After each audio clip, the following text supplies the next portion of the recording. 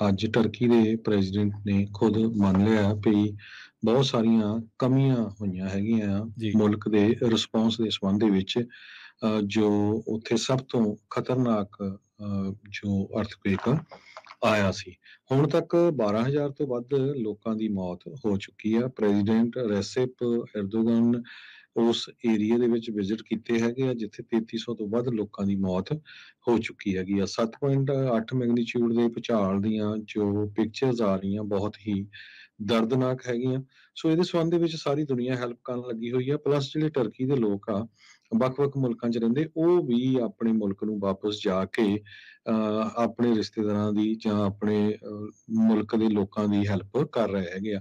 ਸੋ ਏਦਾਂ ਹੀ ਇੱਕ ਐਗਜ਼ਾਮਪਲ ਆਈ ਆ ਬੇਕਰਸਫੀਲਡ ਤੋਂ।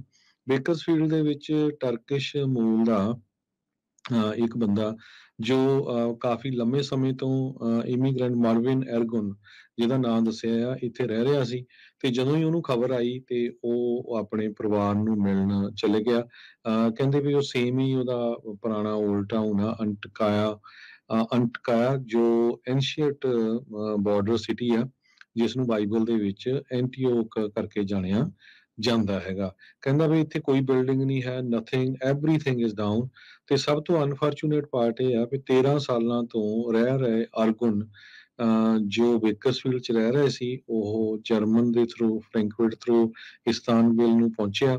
ਤੇ ਉੱਥੇ ਪਹੁੰਚ ਕੇ ਉਸਨੇ ਕੀ ਦੇਖਿਆ ਵੀ ਉਸ ਦੇ 11 ਮੈਂਬਰ ਪਰਿਵਾਰ ਦੇ हुँ, ਇਸ ਭੂਚਾਲ जी, ਦੇ ਵਿੱਚ ਮਾਰੇ ਗਏ ਹੈਗੇ ਆ। जी, ਕਹਿੰਦੇ ਭਈ 10 ਸਟੋਰੀ, 7 ਸਟੋਰੀ, 4 ਸਟੋਰੀ ਜਿੰਨੀਆਂ ਵੀ ਅਪਾਰਟਮੈਂਟ ਬਿਲਡਿੰਗ ਸੀਗੀਆਂ, ਉਹ ਪੂਰੀ ਤਰ੍ਹਾਂ ਤਹਿ ਨਸਹਿ ਹੋ ਗਈਆਂ ਹੈਗੀਆਂ। ਸੋ ਬਹੁਤ ਦਰਦਨਾਕ ਖਬਰਾਂ ਜੋ ਆ ਟਰਕੀ ਤੋਂ ਆ ਰਹੀਆਂ ਹੈ। ਅੱਜ ਟਰਕੀ ਦੇ ਪ੍ਰੈਜ਼ੀਡੈਂਟ ਨੇ ਖੁਦ ਮੰਨ ਲਿਆ ਵੀ ਬਹੁਤ ਸਾਰੀਆਂ ਕਮੀਆਂ ਹੋਈਆਂ ਹੈਗੀਆਂ ਆ जी, ਮੁਲਕ ਦੇ ਰਿਸਪੌਂਸ ਦੇ ਸੰਬੰਧ ਦੇ ਵਿੱਚ।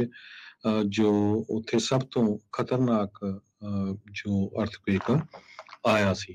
ਹੁਣ ਤੱਕ 12,000 ਤੋਂ ਵੱਧ ਲੋਕਾਂ ਦੀ ਮੌਤ ਹੋ ਚੁੱਕੀ ਆ। ਪ੍ਰੈਜ਼ੀਡੈਂਟ ਰੈਸਿਪ ਐਰਦੋਗਨ ਉਸ ਏਰੀਆ ਦੇ ਵਿੱਚ ਵਿਜ਼ਿਟ ਕੀਤੇ ਹੈਗੇ ਆ ਜਿੱਥੇ 3300 ਤੋਂ ਵੱਧ ਲੋਕਾਂ ਦੀ ਮੌਤ ਹੋ ਚੁੱਕੀ ਹੈਗੀ ਆ। 7.8 ਮੈਗਨੀਚਿਊਡ ਦੇ ਭੂਚਾਲ ਦੀਆਂ ਜੋ ਪਿਕਚਰਸ ਆ ਰਹੀਆਂ ਬਹੁਤ ਹੀ ਦਰਦਨਾਕ ਹੈਗੀਆਂ।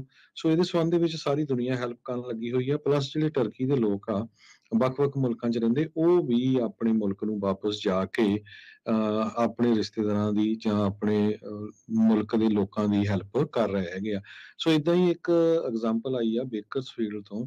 ਬੇਕਰਸਫੀਲਡ ਦੇ ਵਿੱਚ ਟਰਕਿਸ਼ ਮੂਲ ਦਾ ਇੱਕ ਬੰਦਾ ਜੋ ਕਾਫੀ ਲੰਮੇ ਸਮੇਂ ਤੋਂ ਇਮੀਗ੍ਰੈਂਟ ਮਾਰਵਿਨ ਐਰਗੁਨ ਜਿਹਦਾ ਨਾਂ ਦੱਸਿਆ ਆ, ਇੱਥੇ ਰਹਿ ਰਿਹਾ ਸੀ। ਤੇ ਜਦੋਂ ਹੀ ਉਹਨੂੰ ਖਬਰ ਆਈ ਤੇ ਉਹ ਆਪਣੇ ਪਰਿਵਾਰ ਨੂੰ ਮਿਲਣ ਚਲੇ ਗਿਆ। ਕਹਿੰਦੇ ਵੀ ਉਹ ਸੇਮ ਹੀ ਉਹਦਾ ਪੁਰਾਣਾ ਓਲਡ ਟਾਊਨ ਆ ਅੰਟਕਾਇਆ ਜੋ ਐਂਸ਼ੀਅੰਟ ਬਾਰਡਰ ਸਿਟੀ ਆ, ਜਿਸ ਨੂੰ ਬਾਈਬਲ ਦੇ ਵਿੱਚ ਐਂਟੀਓਕ ਕਰਕੇ ਜਾਣਿਆ ਜਾਂਦਾ ਹੈਗਾ। ਕਹਿੰਦਾ ਵੀ ਇੱਥੇ ਕੋਈ ਬਿਲਡਿੰਗ ਨਹੀਂ ਹੈ, ਨਥਿੰਗ, ਐਵਰੀਥਿੰਗ ਇਜ਼ ਡਾਊਨ। ਤੇ ਸਭ ਤੋਂ ਅਨਫੋਰਚੂਨੇਟ ਪਾਰਟ ਇਹ ਆ ਵੀ 13 ਸਾਲਾਂ ਤੋਂ ਰਹਿ ਰਹੇ ਅਰਗੁਨ ਜੋ ਬੇਕਰਸਫੀਲਡ 'ਚ ਰਹਿ ਰਹੇ ਸੀ, ਉਹ ਜਰਮਨ ਦੇ ਥਰੂ, ਫਰੈਂਕਫਰਟ ਥਰੂ ਇਸਤਾਨਬੁਲ ਨੂੰ ਪਹੁੰਚਿਆ। ਤੇ ਉੱਥੇ ਪਹੁੰਚ ਕੇ ਉਸਨੇ ਕੀ ਦੇਖਿਆ ਵੀ ਉਸ ਦੇ 11 ਮੈਂਬਰ ਪਰਿਵਾਰ ਦੇ हुँ, ਇਸ ਭੂਚਾਲ जी, ਦੇ ਵਿੱਚ ਮਾਰੇ ਗਏ ਹੈਗੇ ਆ। जी, ਕਹਿੰਦੇ ਭਈ 10 ਸਟੋਰੀ, 7 ਸਟੋਰੀ, 4 ਸਟੋਰੀ ਜਿੰਨੀਆਂ ਵੀ ਅਪਾਰਟਮੈਂਟ ਬਿਲਡਿੰਗ ਸੀਗੀਆਂ, ਉਹ ਪੂਰੀ ਤਰ੍ਹਾਂ ਤਹਿ ਨਸਹਿ ਹੋ ਗਈਆਂ ਹੈਗੀਆਂ। ਸੋ ਬਹੁਤ ਦਰਦਨਾਕ ਖਬਰਾਂ ਜੋ ਆ ਟਰਕੀ ਤੋਂ ਆ ਰਹੀਆਂ ਹੈ।